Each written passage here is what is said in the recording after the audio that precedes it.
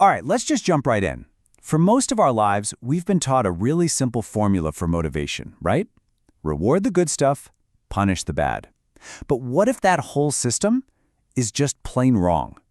What if the real key to getting things done, to being truly great at something, isn't about getting a reward at all?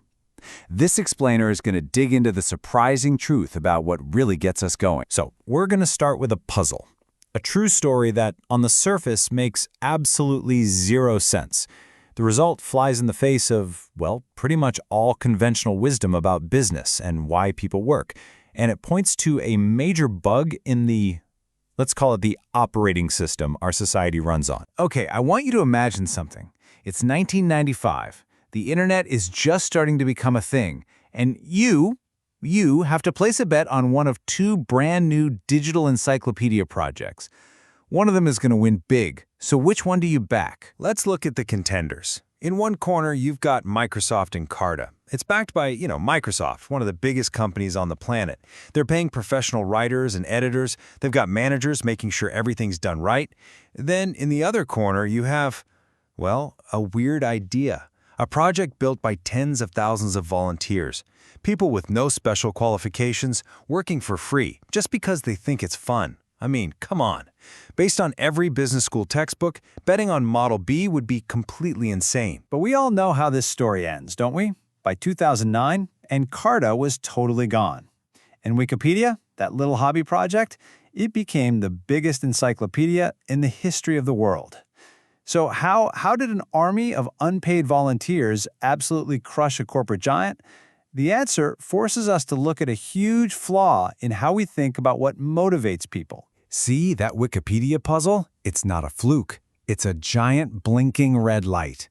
It's telling us there's a serious bug in the motivational software our society's been running for, like, the last 100 years. It's time we take a hard look at this old operating system and figure out why it keeps crashing. We can call this old system Motivation 2.0. And its core idea is something we all know really, really well. It's the assumption that if you want people to do better, you give them a reward, a carrot. And if you want them to stop doing something, you use a punishment, a stick. And look, for the kinds of routine mechanical tasks of the 20th century, it actually worked okay. But here's the problem. For the kind of work most of us do today, work that needs creativity, that needs complex problem solving, this old system doesn't just fail. A lot of the time, it actually makes things worse. It backfires. And the really wild part? Scientists have known this for a long, long time. Get this. Way back in 1949, a psychologist named Harry Harlow was studying monkeys. He gave them these simple mechanical puzzles, and he was baffled. The monkeys just solved them. They were focused, they seemed to enjoy it, and they got no reward whatsoever. No food, no praise, nothing. Harlow realized they were driven by what he called intrinsic reward. The fun of solving the puzzle was the reward. Okay, so that's monkeys. But what about people? Well, this effect is just as strong with us, and we can see it perfectly in a classic experiment called the candle problem. Your task is pretty simple. You have to attach a lit candle to a wall so that the wax doesn't drip onto the table below. All you have to work with are the candle, a book of matches, and a box of thumbtacks. So the researchers split people into two groups. Group 1 is just timed to see how long it takes them on average. But Group 2, they're offered money, a cash prize for solving it the fastest. Now, basic carrot and stick logic says the group with the money should smoke the other one, right? Not even close. On average, the group that was offered the cash prize took 3.5 minutes longer to figure it out. The reward, which was supposed to sharpen their thinking, actually did the opposite. It clouded their minds. It made their focus so narrow that they couldn't see the creative solution, which, by the way, is to empty the box and tack it to the wall as a candle holder. And the candle problem just scratches the surface. The science on this is really clear. These kinds of external if-then rewards, like solve this problem and you'll get cash, they can be a total disaster. They can take something you enjoy doing and turn it into a chore, extinguishing that intrinsic motivation. We just saw how they can diminish performance and totally crush creativity. But it gets worse. They can also encourage cheating, because people start focusing on the prize instead of the process. This isn't some small bug. It's a fundamental flaw in how we try to get things done. So, if the old operating system is so broken, what's the fix? What's the upgrade? Well, the science points us toward a totally new approach, one that's built on our natural human drives, not on external rewards and punishments. Welcome to Motivation 3.0. This system runs on a totally different assumption. It presumes that we humans have a powerful third drive. We have our biological drives, like hunger. We have the drive for rewards, but then there's this third one, our built-in need to direct our own lives, to get better at things, and to connect to a larger purpose. This is the drive that built Wikipedia. So this new operating system fosters a whole different kind of behavior. Let's call it type I behavior. On the other hand, you've got type X, which is fueled by extrinsic stuff: money, fame, rewards.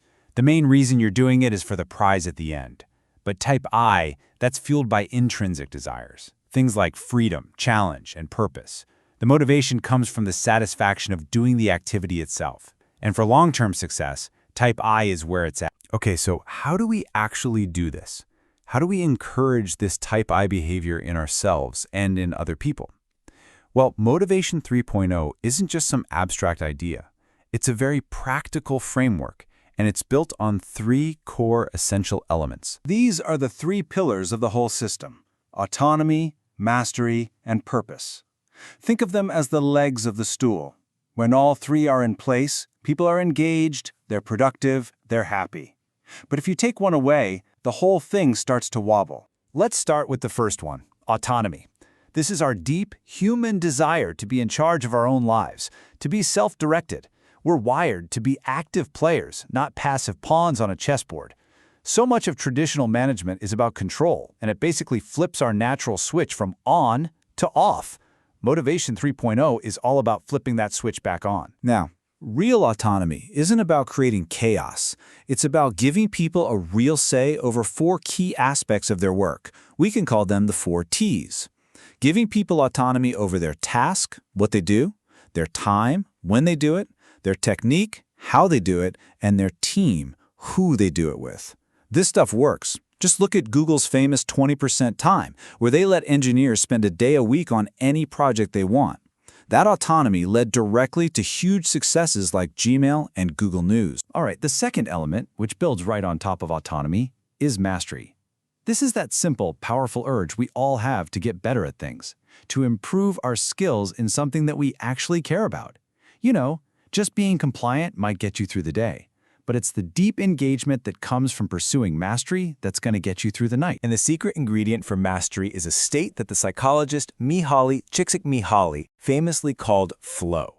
You know this feeling? It's when you are so completely absorbed in what you're doing, the challenge is just right for your skills, and your sense of time just completely vanishes. You're in the zone. That's the feeling of flow, and that is where real progress and peak performance happen. So we've got autonomy and mastery, which are these incredible engines for motivation. But what gives them fuel? What gives them direction? That's the third element, purpose. This is that deep human desire to connect what we do every day to a cause that's bigger than just us. And this really is the ultimate motivator. Sure, the drive for profit is powerful, but the drive for purpose can be even stronger. Companies that actually put purpose on the same level as profit often don't just do more good in the world, they actually perform better financially. They're tapping into a much deeper source of human energy. So, to wrap this all up, let's end with a question.